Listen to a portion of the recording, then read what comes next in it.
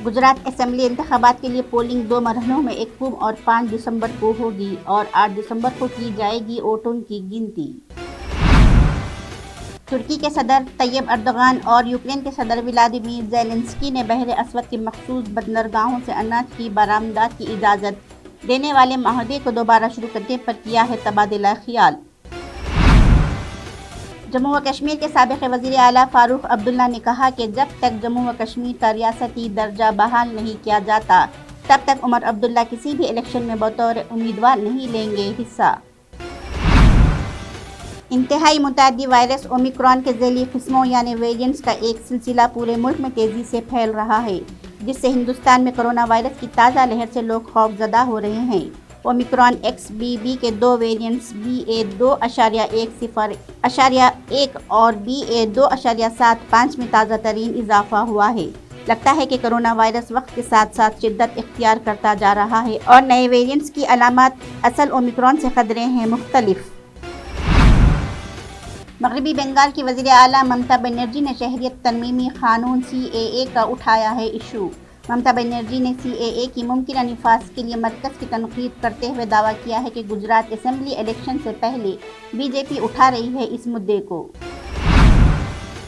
Film director मधुर भंडारकर की आने वाली film India lockdown OTT platform पर होगी रिलीज़। कोरोना वबा और लॉकडाउन जैसे हिसास इशू पर मबनी यह फिल्म ZEE5 पर रिलीज़ होने वाली है। फिल्म के फर्स्ट लुक के साथ इसकी रिलीज़ की तारीख का भी हो चुका है ऐलान।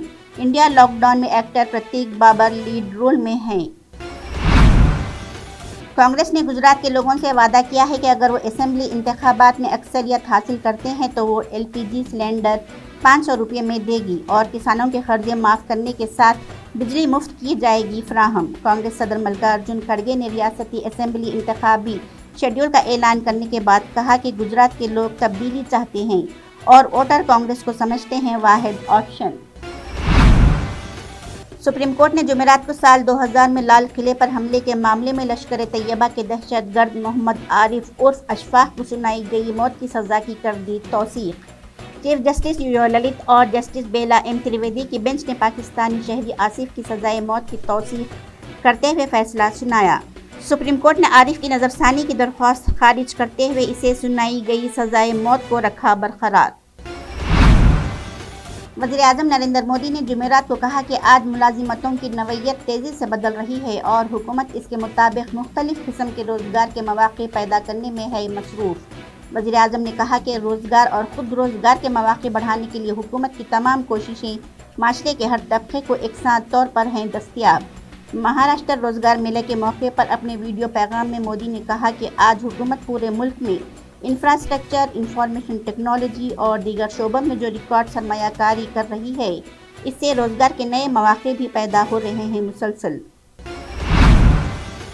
पाकिस्तान से एक बड़ी खबर सामने आ रही है। इमरान खान लॉन्ग मार्च निकाल रहे थे, इस दौरान इसमें हो गई फायरिंग, जिसमें PTI के चेयरमैन और पाकिस्तान के साबिक़ वज़ीर आज़म इमरान खान हो गए ज़ख्मी। पाकिस्तानी मीडिया की रिपोर्ट्स के मुताबिक इस फायरिंग में दीगर कई अफराद भी हुए हैं ज़ख्मी। हमलावर को कर लिया गया है गिरफ्तार।